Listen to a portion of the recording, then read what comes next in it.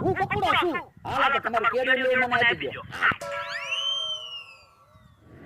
કરશે ભાઈ યો બોલો 1 કલાક પૂરતા શેક બદલાના છે મારે ફાયદો થશે કે નુકસાની હાલો કોણ એકલો બેઠો? ઓલા દાદા ક્યાં ગયા એ ભોળા દાદાનું તમારે શું કામ છે તને ખબર તો છે અમારે બીજું શું કામ હોય? પૈસા લેવાના હોય.